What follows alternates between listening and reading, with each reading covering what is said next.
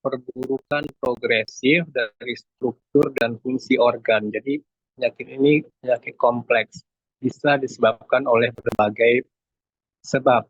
Jadi pokoknya semua penyakit dengan perburukan progresif. Jadi artinya progresif itu lambat laun, makin lama makin buruk. Itu namanya progresif. Tapi kalau misalkan dia bisa balik lagi ke normal, itu namanya bukan degeneratif. Sehingga infeksi itu bukan masuk dalam degeneratif. Beberapa buku memasukkan keganasan sebagai degeneratif. Tapi beberapa buku yang lain tidak ya. Jadi nanti kalau baca buku ada yang menyebutkan bahwa keganasan atau malignansi itu digolongkan pada degeneratif karena sifatnya selalu makin lama makin memburuk. Itu dasarnya. Kemudian perburukan ini berjalan dengan usia. Akibatnya aging, penyakit penuaan itu masuk ke dalam degeneratif. Akibat lainnya adalah dia menurunkan kualitas hidup secara umum. Bisa mengenai satu organ saja atau banyak organ. Biasanya banyak organ.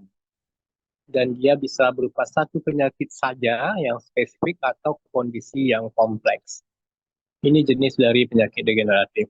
Macam-macam ya. Biasanya untuk klasifikasi kita menggolongkannya sebagai penyakit neurodegeneratif, muskuloskeletal, kardiovaskular, mata, metabolik, ginjal, respirasi, pendengaran, dan lain-lain. Jadi penyakit ini diagnosanya biasanya butuh multidimensi. Jadi tidak bisa didiagnosa hanya dari pemeriksaan fisik atau pemeriksaan labor sederhana saja. Kadang-kadang akan membutuhkan pemeriksaan tambahan termasuk pemeriksaan patologi anatomi. Karena kita belajarnya PA ya yang di mata kuliah ini. Nah, kita masuk salah satu. Yang pertama adalah yang paling umum dari penyakit degeneratif itu adalah neurodegenerative disease. Yang tergolong pada penyakit neurodegeneratif adalah pertama Alzheimer, Parkinson, Huntington, ALS, CJD, dan kehilangan neuron progresif. Semua penyakit ini berbeda, jadi jangan disamakan. Alzheimer tidak sama dengan Parkinson. Parkinson tidak sama dengan Huntington. Ya. Kita tengok salah satu yang paling terkenal. Yang paling terkenal itu adalah Alzheimer. Nanti kalau mahasiswa nanti ada penelitian, beberapa dosen di Fakultas Kedokteran ini ada penelitiannya tentang Alzheimer ini. Nanti akan akrab dengan pemeriksaan-pemeriksaan laboratorium untuk Alzheimer. Kalau pada hewan model itu ada di biomediknya. Rata-rata mereka menggunakan aluminium AlCl3, aluminium klorida untuk induksi Alzheimer pada hewan model. Tapi pada prinsipnya itu tidak terlalu mirip dengan Alzheimer yang sejati. Jadi kalau mau penelitian dengan Alzheimer yang asli, ada pula hewan model yang khusus untuk ini. Cuman hewan model itu susah didapat sehingga orang memakai model pengganti. Biasanya dipakai dengan AlCl3. Ciri dari Alzheimer adalah kelainan otak yang progresif dan degeneratif. Biasanya dia mempengaruhi memori, pikiran, dan perilaku. Jadi dia memori yang paling dikenai, sedangkan motorik biasanya jarang. Penyebabnya yang paling sering adalah demensia pada usia tua. Yang terjadi adalah orangnya hilang ingatan, sulit melakukan tugas-tugas yang ringan. Misalnya dia tidak bisa mencuci piring, tidak bisa membaca atau apa. Pokoknya tugas yang ringan akan hilang memorinya. Nah, kalau dia lanjut sampai pada kesulitan bahasa, jadi dia tidak bisa lagi berbicara atau disorientasi, kehilangan arah, berubahnya kepribadian seperti orang gangguan jiwa, padahal dia sebenarnya bukan gangguan jiwa, kemudian tidak bisa berkomunikasi dan kehilangan kemampuan merawat diri. Penyebabnya biasanya tidak diketahui ya. Nah, yang diketahui orang adalah adanya akumulasi dari protein abnormal, yaitu beta amiloid, atau nama lainnya adalah protein tau di otak, di korteks cerebri atau di hipokampus. Areanya biasanya di korteks, korteks memori, atau di area hipokampi.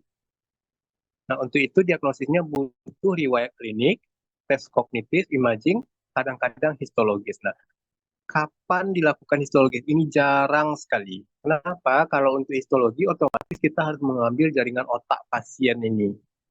Terus kapan ini dilakukan? Biasanya adalah kalau ada kecurigaan tumor atau yang lain-lain. Atau kasus kedua adalah pada otopsi.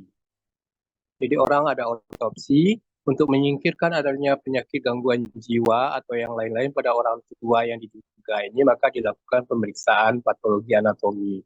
Atau pada yang ketiga adalah pada penelitian. Jadi tiga itu saja ya. Jadi pada kasus yang berat, di mana dia harus didiferensial diagnosa dengan tumor sehingga jaringan otaknya diangkat sedikit atau dibiopsi. Yang kedua adalah pada autopsi. Yang ketiga adalah coba. Kalau yang di tempat kita rata-rata adalah penelitian untuk hewan coba. Nah, apa yang kita nampak di sini untuk pemeriksaan histokimia dan imunohistokimianya, yang kita cari adalah adanya plak amiloid. Amiloid artinya seperti amilum atau seperti tepung, ya. Nah, plak ini akan menumpuk baik di dalam sel, di neuron atau di luar sel. Untuk pewarnaannya khusus karena dia hanya bisa dilihat dengan pewarnaan histokimia atau imunohistokimia. Untuk histokimia kita pakai kongoret. Ya, pewarnaan untuk amiloid adalah kongoret. Amiloid ini bisa menumpuk di macam-macam tempat.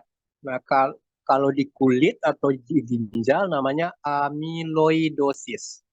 Tapi kalau dia di otak namanya adalah Alzheimer. Jadi kongoret itu bukan hanya pada Alzheimer. Pada penyakit degeneratif yang lain, misalnya pada amiloidosis yang non-Alzheimer itu juga dikerjakan. Untuk pewarnaan imunohistokimianya, nah maka kita memakai antibodi anti-amiloid. Itu kalau kita mau mencari protein amiloid beta. Nah, kalau tidak mau deteksi amiloidnya, bisa dilakukan dengan deteksi protein tau. Tau ini adalah neurofibrillary tangles yang dibentuk oleh ikatan tidak sempurna antara protein-proteinnya. Jadi protein tau itu harusnya pada orang normal dia lurus-lurus, tidak berkerut-kerut. Pada orang Alzheimer dia akan timbul yang namanya tangles atau semrawut. Nah, ini akan bisa dideteksi dengan pewarnaan histokimianya silver staining, jadi pewarnaan perak. Ingat ya, kalau pewarnaan beta amiloid kita pakainya kongoret. Tapi kalau untuk tau tangles kita pakainya pewarnaan perak. Dia akan hitam pada waktu pewarnaan perak. Untuk si amiloid yang tadi ya, dia warnanya akan merah. Yang ini ya, dia akan merah di dalam sel kebanyakan, kadang-kadang juga di luar sel. Sedangkan pada pewarnaan perak untuk tau tangles warnanya hitam. Nah, kalau untuk imunohistokimianya sama dengan yang tadi, kalau tadi ada anti-amiloid, maka di sini ada anti-tau protein. Selain amiloid dan tau tangles, untuk Alzheimer kita bisa juga melihat protein neuron kolinergik ditandai oleh kerusakan dari neuron kolinergik. Jadi kita warnai neuron kolinergiknya, kalau dia terwarnai maka dia sehat. Jadi orang sehat maka neuron kolinergiknya ada. Kalau orang yang Alzheimer maka neuron kolinergiknya menghilang. Untuk pewarnaannya, kita bisa pakai kolin esterase, sedangkan untuk imunohistokimianya, anti-kolin esterase. Jadi kalau kamu dengar ada istilah anti-anti-anti, itu artinya imunohistokimia. Untuk imunohistokimia, rata-rata teknik yang dipakai adalah teknik DAB, warnanya coklat ya. Kalau yang lain-lain ini, warnanya bervariasi. Jadi histokimia warnanya bervariasi, sedangkan untuk imunohistokimia, rata-rata karena dia pakainya sistemnya DAB warnanya coklat. Kemudian ada juga orang mendeteksi marker inflamasi. Biasanya adalah untuk mendeteksi jumlah dari mikroglia. Jadi ada sel otak itu ada sel neuron dan ada sel glia. Untuk sel glianya sendiri ada dua macam, ada makroglia yang besar, biasanya dari makrofag, dan mikroglia yang kecil-kecil. Kemudian pewarnaan yang lain bisa pakai lipid peroksidase atau marker dari stres oksidatif. Semua ini adalah pewarnaan yang dipakai, pewarnaan histokimia dan imunohistokimia untuk penyakit Alzheimer. Kita masuk penyakit yang kedua, Parkinson. Nah, kalau di Alzheimer tadi yang dikenai adalah memori. Jadi kalau punya nenek atau kakek di rumah, hilang ingatan, tapi dia bergerak, berjalan, makan masih biasa, itu biasanya Alzheimer. Sedangkan Parkinson itu kebalikannya, yang dikenai adalah motorik, jadi bukan memori. Jadi pada orang Parkinson yang terjadi adalah gangguan gerak yang sifatnya kronik dan progresif. Ini terjadi akibat dopamin producing neuronnya menghilang. Jadi di sini orangnya tidak pikun. Gejala yang timbul adalah tremor, terutama resting tremor. Resting tremor itu adalah gerakan yang tidak terkontrol pada saat istirahat. Seringkali pada tangan atau pada jari-jari. Iya, jari tangan nanti dia bergerak-gerak sendiri saat dia istirahat. Tapi kalau dia bekerja, dia hilang tremornya. Itu yang namanya resting tremor. Kemudian ada bradykinesia, di mana orangnya berjalannya menjadi pelan-pelan atau lambat dalam berjalan. Kemudian adanya kekakuan otot atau rigidity. Kemudian postural instability, dia tidak bisa berdiri tegak atau mengatur keseimbangannya. Atau tiba-tiba dia berhenti berjalan, namanya freezing of gait. Jadi jalannya kayak robot. Nah, untuk gejala-gejala non-motoriknya biasanya adalah depresi, ansietas, gangguan tidur, gangguan kognitif. Kemudian kalau dia menulis, kalau kita tes, biasanya tulisan tangannya kecil dan sukar dibaca. Namun yang harus diingat adalah tidak ada gangguan memori.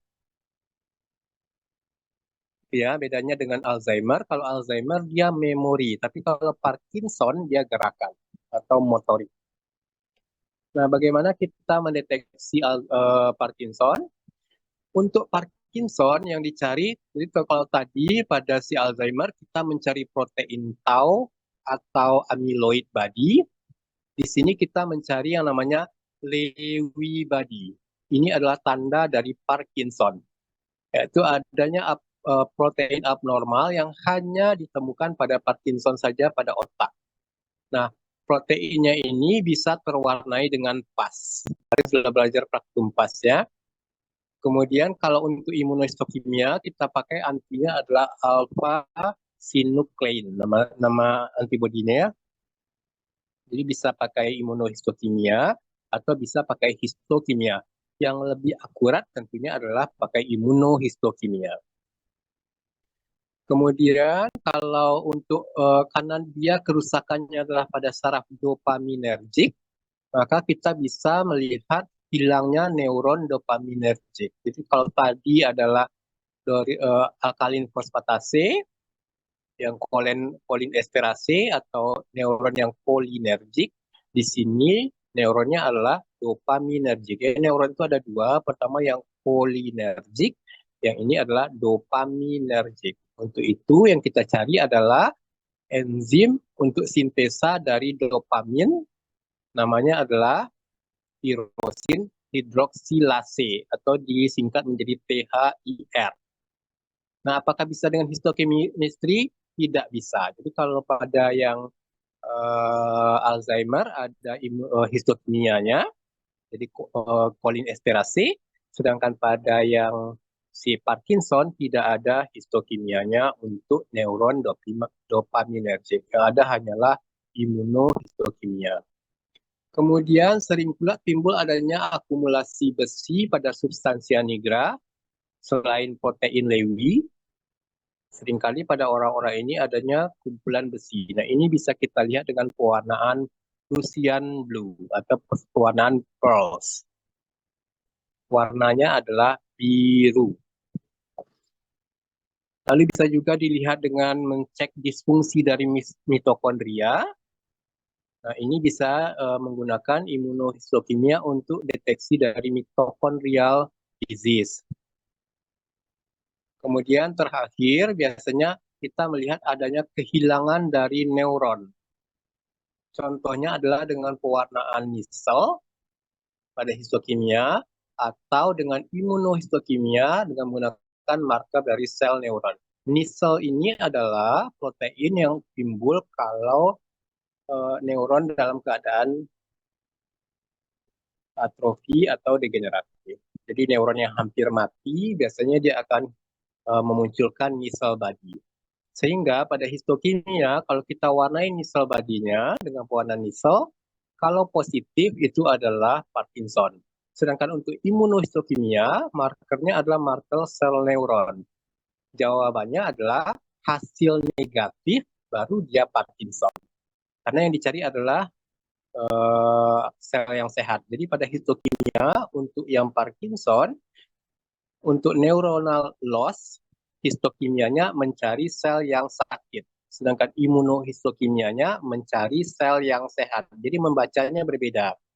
Kalau histokimia pada neuronal loss, misal staining positif artinya Parkinson. Sedangkan imunohistokimia, neuron positif artinya normal. Kita lanjutkan. Ada yang namanya penyakit CJD atau penyakit prion. Prion ini adalah penyakit akibat infeksi oleh protein. Jadi secara umum infeksi itu hanya disebabkan oleh bakteri, jamur atau parasit. Tapi ternyata ada juga termasuk virus ya. Ternyata juga ada infeksi yang disebabkan oleh senyawa non-DNA. Bukan bakteri, bukan virus, bukan parasit apalagi, hanya oleh protein, di mana protein ini dapat merubah protein sehat menjadi dirinya sendiri. Nah, protein yang mampu merubah protein lain menjadi protein yang abnormal disebut dengan prion protein. Jadi kayak protein zombie. Di mana setiap berkontak dengan protein ini, maka protein normalnya akan berubah menjadi protein sakit. Kemudian protein yang sakit ini nanti berkontak lagi dengan yang lain, dia akan merubah yang lain. Jadi dia kayak lingkaran setan, begitu terkena tidak ada obatnya. Untuk penyakit yang terkenal namanya adalah CJD atau Creutzfeldt-Jakob disease. Namanya agak susah ya. Disebut juga dengan penyakit sapi gila.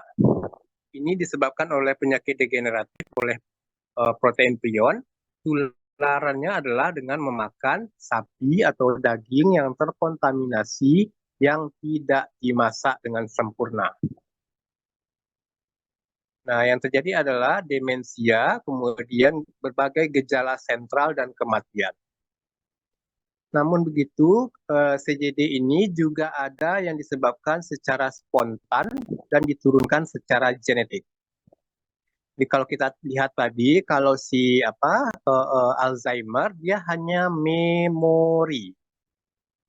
Kalau Parkinson hanya motorik.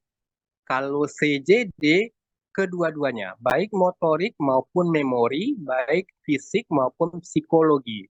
Karena ini kelainannya sangat berat. Kemudian ada apa namanya nih penyakit yang mirip dengan ini yang disebut dengan cannibal prion disease. Ini adalah modified dari atau varian dari CJD yang terjadi pada orang-orang yang menganut kanibalisme. Syukurnya sekarang sudah tidak ada. Jadi kalau kamu pernah mendengar sejarah kanibalisme di Irian Jaya itu, salah satunya dihentikan, sangat dilarang gara-gara timbulnya penyakit ini. Jadi kalau nanti baca sejarah tentang Papua, ada budaya di sana di mana mereka memakan orang-orang yang meninggal itu, terutama otaknya sebagai cara berduka. Jadi nanti orang yang meninggal itu dimakan, kemudian dianggap bahwa bagian dari jiwanya akan diturunkan atau masuk ke dalam orang-orang yang berduka. Tapi kemudian timbullah penyakit ini sebelum Indonesia merdeka ya, jadi wabah di Irian Jaya dan sejak saat itu di praktek ini betul-betul dilarang. Kebanyakan dulunya di Papua Nugini, jadi bagian yang non Indonesianya, tapi di bagian Indonesianya juga ada. Nah, itu salah satu efek dari kanibalisme. Nah, untuk dunia modern hanya ada dua, ada CJD yang genetik yang diturunkan atau yang disebabkan oleh memakan sapi yang terkena penyakit mad cow disease. Nah, ini sangat ditakuti. Kenapa? Karena tidak ada obatnya. Jadi kalau ternyata orang dapat CJD, itu hanya pada tingkat diagnosa. Begitu dia diagnosis, maka dia harus dikarantina dan obatnya hanya menunggu sampai orangnya meninggal. Sama dengan rabies ya. Nah, kalau rabies masih lumayan karena ada anti rabiesnya, sedangkan ini tidak ada karena dia adalah protein yang infektif. Kalau rabies itu ada virus, maka kita bisa mengaktifkan virusnya. Kalau ini tidak bisa diinaktifkan ya, karena dia hanya dalam bentuk protein. Jadi ini adalah anomali dari infeksi di mana tidak disebabkan oleh struktur yang memiliki DNA. Nah, untuk pemeriksaannya pada HE sebenarnya bisa dilihat timbulnya kehilangan neuron yang sifatnya masif, tapi tentu tidak spesifik. Kemudian bisa dibantu dengan pewarnaan VAS, kemudian ada pewarnaan tioflavin, kemudian juga bisa dengan kongoret karena dia sama dengan penyakit Alzheimer. Selain dia ada kerusakan saraf yang hebat, juga timbul amyloid di jaringan otaknya, tapi sangat cepat dan berat ketimbang yang sini ya. Bisa juga dengan pewarnaan silver staining, kemudian pewarnaan Luxol Fast Blue, dan terakhir juga bisa pakai Missile staining. Nah, semua pewarnaan ini mirip dengan pewarnaan yang di atas tadi, baik pada pewarnaan Alzheimer ataupun Parkinson, tapi intensitas pewarnaannya lebih berat, kemudian gejala kliniknya juga berbeda. Jadi untuk histokimia dia tidak bisa berdiri sendiri, harus memperhitungkan gejala klinik. Nah, sementara kalau mau pasti, maka kita pakai imunohistokimia. Kalau imunohistokimia diagnosanya pasti. Yang dipakai adalah anti-PRP atau anti-prion protein. Ya, nah tapi kalau mau menggunakan pewarna ini benar-benar harus hati-hati karena kita bekerja dengan protein yang infektif. Ini bukan bakteri, ini protein. Jadi kalau kamu terkena, jadi ada kontaminasi, tertusuk jarum segala macam, ini berbahaya ya. Lebih infektif dibanding yang lain. Tapi syukurnya infeksinya hanya sifatnya iatrogenik. Jadi dia tidak akan menular melalui udara, melalui air, makanan tidak. Dia hanya tertular melalui susukan atau kamu makan proteinnya. Jadi proteinnya sangat kuat, bahkan kalau kita makan pun, maka proteinnya tidak rusak di lambung, tapi masuk ke dalam usus, tidak dirusak oleh enzim protease, dia akan diserap dalam bentuk protein, kemudian beredar di darah, maka kita nanti terkena penyakit yang sama.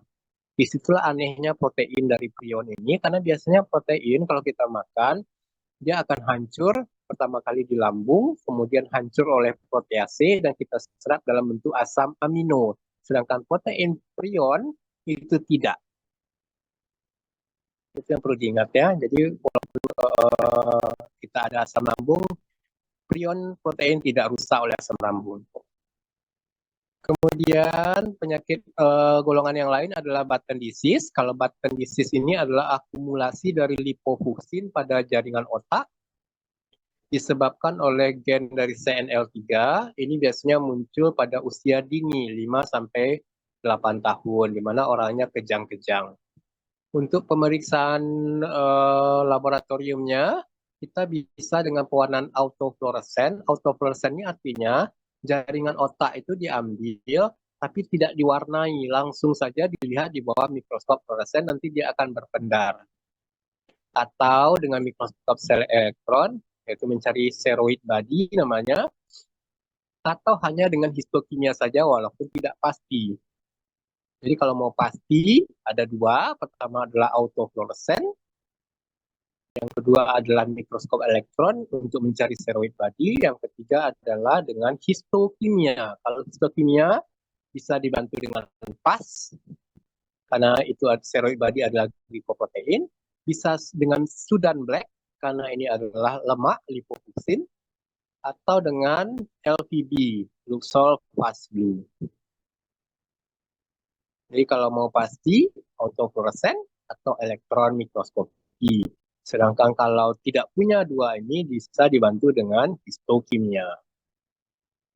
Nah, bagaimana pastinya kalau tidak ada ya? Dihubungkan dengan klinik. Jadi kalau misalkan pas ternyata kita ketemu pasnya positif, Sudan Black-nya positif, LPB-nya positif, nah lihat gejala kliniknya, maka kita bisa hampir 100% ya.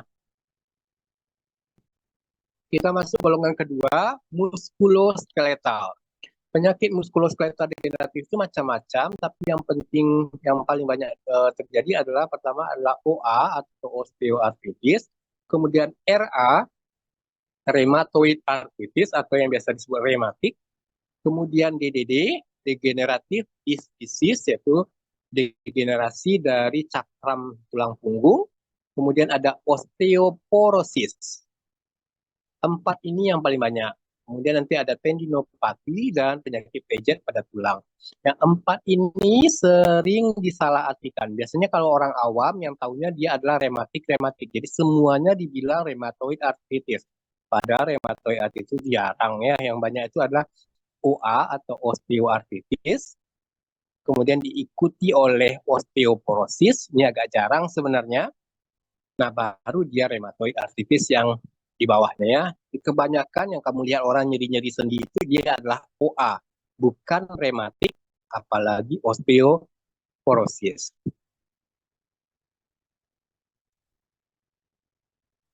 Kita masuk yang pertama. Pertama adalah osteoartritis, karena ini yang paling banyak, adalah penyakit kerusakan tulang rawan pada permukaan sendi. Ini yang kita kerjakan waktu kita pewarnaan safranin O. Jadi pemeriksaan histokimianya bisa dengan mencek glikosaminoglikan atau GAG, bisa dipakai safranin O atau pewarnaan Alcian Blue.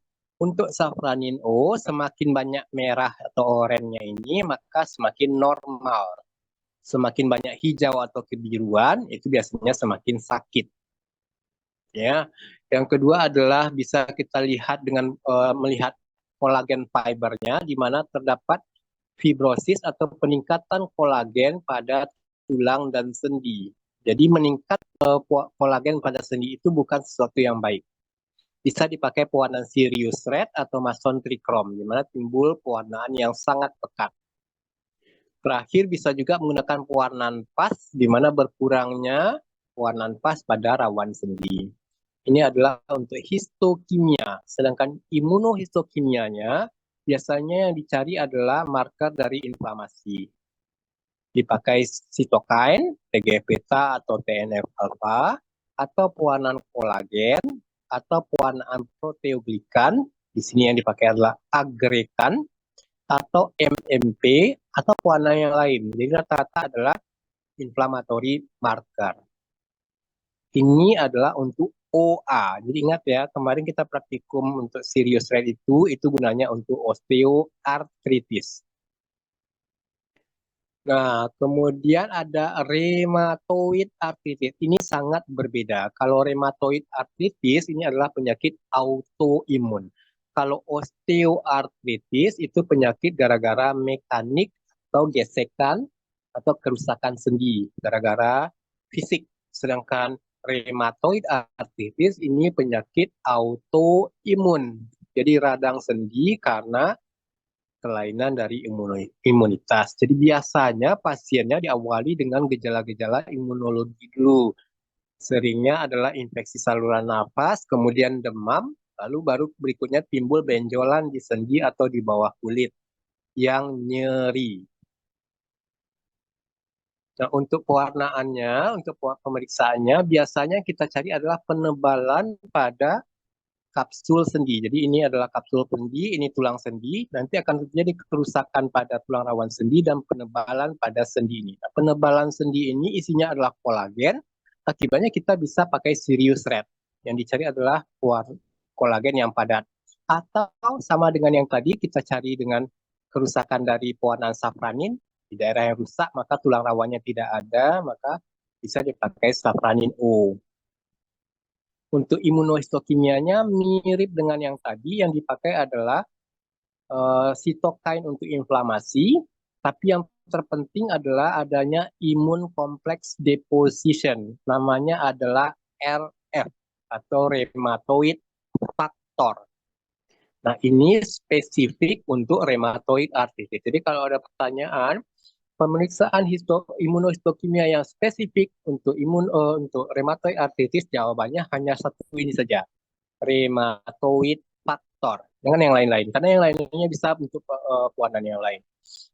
Untuk marker inflamasi, bisa pakai CD8 untuk makrofag atau CD3 atau sitokin-sitokin yang lain, misalnya TGF-beta, TNF-alpha, MMP, dan yang lain. Sama dengan yang dia, tapi yang spesifik adalah rheumatoid factor atau RF.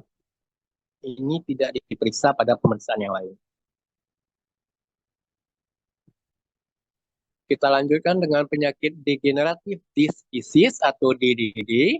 Ini adalah kerusakan dari apa namanya nih, cakram tulang belakang. Jadi tulang belakang kita itu ada di bagian anteriornya itu adalah batang tulang atau kolum dari vertebrae. Kemudian dia ada arkusnya atau lengkungnya. Nah, arkusnya ini di tengah dari arkus ini ada lubangnya. Lubang ini adalah tempat dari sumsum tulang belakang atau medula spinalis. Nah, di antara tulang dengan tulang ini ada cakramnya, disebut dengan diskus intervertebralis. Nah, diskus intervertebralis ini yang menjaga agar tulang kita itu tidak bergeser atau tidak bergesekan saat berdiri. Dan kalau ini rusak diskusnya ini, maka salah satu bagian dari diskusnya akan menonjol. Nah, penonjolan ini bisa menekan dari saraf tulang belakang atau medula spinalis yang disebut dengan hernia nucleus pulposus. Jadi kalau kamu dengar istilah HNP, ada orang yang tidak bisa bangun, itu bangun sakitnya minta ampun, di punggung sampai ke belakang, bisa menyebabkan kelumpuhan, biasanya itu adalah HNP. Karena kerusakannya biasanya oleh penyakit yang disebut dengan DDD atau degenerative disc disease.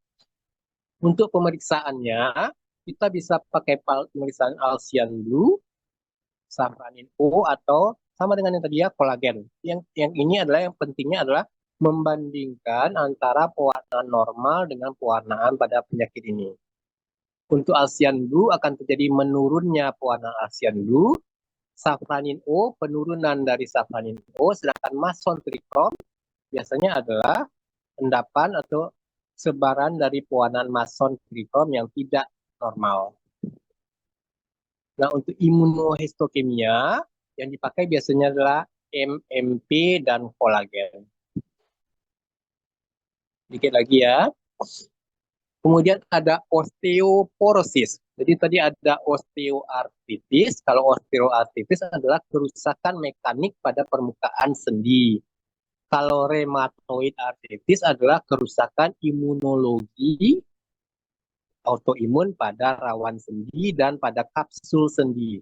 Kemudian ada osteoporosis. Kalau osteoporosis ini bukan pada tulang rawan, melainkan pada tulang sejati, yaitu adalah penurunan dari densitas tulang. Ini akan menyebabkan orangnya jadi bungkuk atau timbulnya fraktur abnormal, jadi fraktur patologis. Disebut fraktur patologis adalah timbulnya patah tulang tanpa ada trauma yang memadai. Jadi kalau kita ketabrak mobil kemudian patah, itu wajar-wajar saja. Tapi kalau ada orang terjatuh sedikit, keseleo, tiba-tiba dia patah, itu namanya fraktur patologis. Nah, untuk pewarnaannya bisa dipakai alizarin, bisa ponkosa. Nah, kedua-duanya ini akan mewarnai kalsium. Yang paling sering adalah ponkosa, karena ini gampang. Ponkosa warnanya hitam. Jadi kamu lihat pada gambar ini, pada ponkosa, normal ada pada gambar A, ya. Sedangkan B, C itu adalah individu yang sakit, D adalah individu yang dikasih treatment. Jadi pada normal, maka apa trabekula tulang di dalam medulanya ini, di dalam tengah tulang ini ramai ya, tapi pada orang osteoporosis dia menghilang, jadi tulangnya menjadi kosong sehingga kekuatannya berkurang dan gampang patah. Untuk imunohistokimia, biasanya yang dipakai adalah pewarnaan TRAP atau tartar resistan acid fosfatase. Atau yang lain adalah RANKL dan osteopontin. Tiga ini saja yang penting ya. Tapi yang harus kamu ingat adalah untuk histokimianya, yang terbanyak yang dipakai orang adalah fonkosa, yang warnanya adalah hitam kalau positif. Di mana berkurangnya pewarnaan fonkosa itu artinya osteoporosis. Kita lanjutkan dengan penyakit yang agak jarang, yaitu adalah Paget disease. Paget disease ini adalah dua penyakit yang dikasih nama Paget disease. Pertama adalah Paget disease tulang, yang kedua adalah Paget disease pada payudara.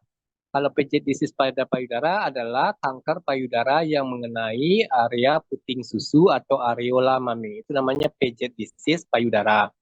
Untuk Paget disease tulang, ini berbeda. Ini adalah penyakit di mana terjadinya gangguan remodeling tulang.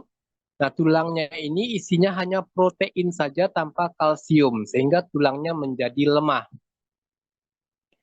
Pada pemeriksaan fisiknya, kita akan lihat tulangnya itu tidak beraturan, kayak begini ya, pada pewarnaan HE, di mana tidak ada kalsifikasi, kemudian jaringan ikat yang timbul, harusnya ini adalah kalsium, atau tulang asli, ini adalah yang banyak adalah jaringan ikat. Kemudian timbulnya perubahan matriks dari tulang, untuk pemeriksaannya, kita bisa pakai toluidin blue, nanti akan tampak bahwa tulangnya menjadi tidak beraturan. Kemudian bisa diwarnai dengan kolagen, misalnya pakai Sirius Red atau Mesantrichrome.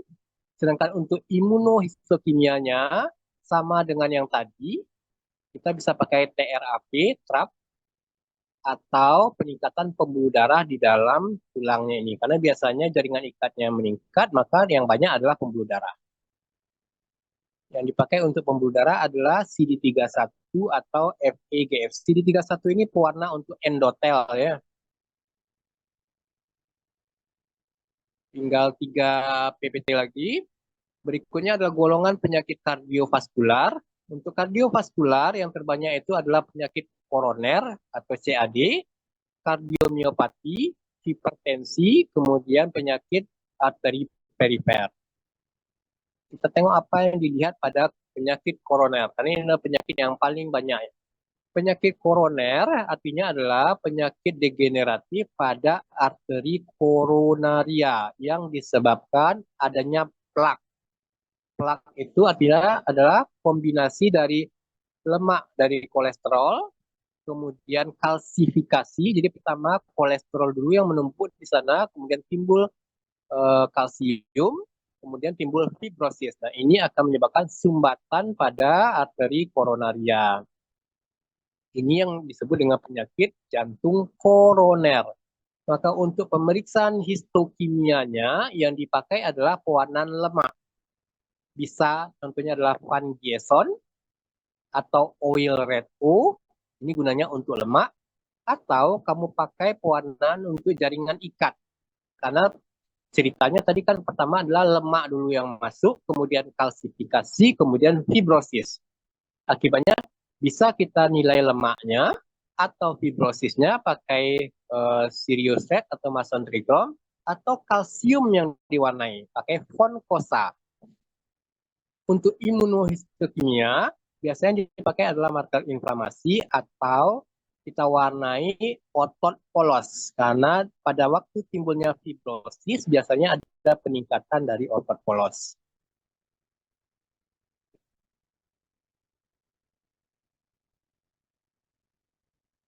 Penyakit kedua yang paling banyak setelah penyakit jantung koroner adalah hipertensi. Hipertensi sebenarnya ditetapkan dengan pemeriksaan klinik saja. Jadi tekanan darah lebih dari 160 pada umur 40 tahun misalnya, atau tekanan diastol dikurang sistol lebih dari 20, itu disebut dengan hipertensi. Tapi itu secara klinik. Nah, kadang-kadang ada juga kebutuhan untuk mengetahui apakah hipertensinya disebabkan oleh kelainan vaskuler atau tidak, atau berapa parah dari hipertensi, apakah sudah mengenai jaringan perifer atau tidak, maka biasanya dilakukan biopsi dari jaringan. Apa yang mau kita lihat kalau pertanyaan dari dokter bedahnya apakah ini hipertensi atau tidak? Maka yang kita lihat adalah perubahan dari arteri, di mana pada hipertensi maka pembuluh darahnya itu akan tebal. Jadi pembuluh darah itu harusnya tidak tebal. Semakin tebal dia semakin tinggi tekanannya. Maka bisa diwarnai dengan alpha SMA atau smooth muscle actin atau pewarnaan kolagen, Sirius red misalnya ya. Makin berwarna dia, makin tebal dia, maka hipertensi dia. Yang kedua adalah gangguan dari disfungsi dari endotel. Kamu bisa pakai dengan pewarnaan endotelin, atau timbulnya fibrosis dan inflamasi. Untuk fibrosis, seperti biasa kita bisa pakai Sirius red atau trikrom, atau mungkin ada kalsifikasi di sana pakai Van Gieson, atau pewarnaan untuk sel radang, misalnya CD68 untuk makrofag. Yang terakhir adalah kardiomiopati. Kardiomiopati adalah kelompok penyakit yang dikenai adalah otot dari jantung. Jadi kalau tadi eh, coronary artery disease yang dikenai adalah pembuluh koroner di jantung, pembuluh darah. Kemudian untuk hipertensi yang dikenai adalah pembuluh darah di perifer. Sedangkan untuk kardiomiopati yang dikenai adalah ototnya sendiri, jadi otot jantung. Ini biasanya akan menyebabkan gagal jantung yang disebut dengan gagal jantung miopati. Nah, untuk pemeriksaan laboratorium, kita bisa pakai Mason trikrom, bisa periodic acid sieve atau SAF. Pas nanti akan kelihatan bahwa adanya glikogen yang menumpuk pada otot jantung. Bisa pakai oil red O, di mana kamu menemukan adanya lemak-lemak di dalam sel otot jantung. Atau kamu bisa pakai imunohistokimia dengan mewarnai kolagennya, dinilai perbedaan dari kolagen normal dengan kolagen yang miopati, atau deteksi dari imun sel, jadi limfosit dan makrofag. Sampai di sini kuliah kita, kemudian kamu jawab kuis ini ya. Bikin di kertas, nanti dikumpulkan melalui Iqbal.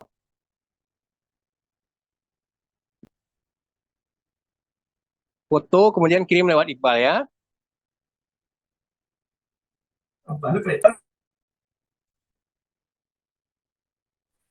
Izin Pak, Ya, untuk deadline-nya besok Pak. besok.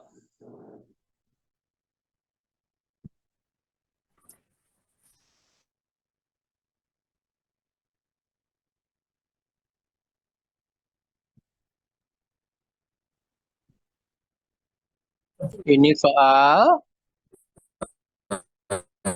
Kumpulannya gimana? lewat di boleh jadi satu ke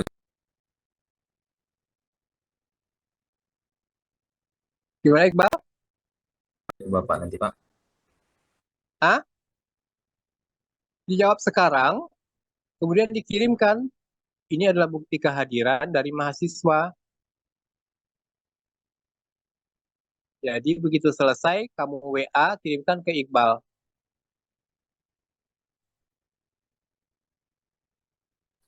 Oke, Nanti Iqbal kirimkan ke saya.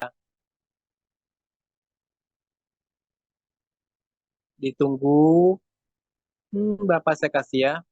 30 menit setelah acara ini. Jadi yang tidak ada namanya berarti dia nggak hadir. Udah, satu. Ini udah ya. Kita masuk soal kelima sampai ke 8.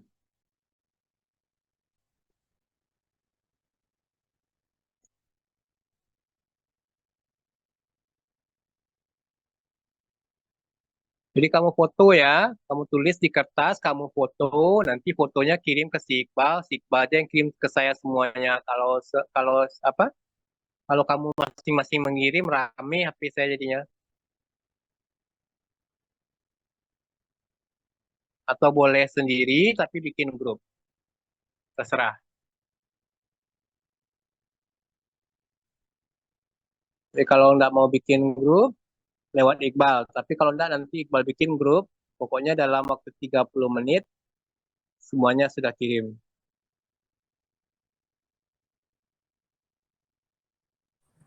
Oke, baik Pak. Nanti eh, setelah ini bakalan Iqbal bentuk grup Pak. Itu nanti bakalan Iqbal invite Bapak ke grupnya Pak. Oke. Ini udah ya. Sampai jumpa di hari ujian. Kita akhiri. Assalamualaikum warahmatullahi wabarakatuh. Iqbal jangan lupa Waalaikumsalam. screenshot ya, apa namanya ini, absen kita. Nanti kalau ditanya sama si Bu Noza, dia ada bukti. Sampai jumpa ya.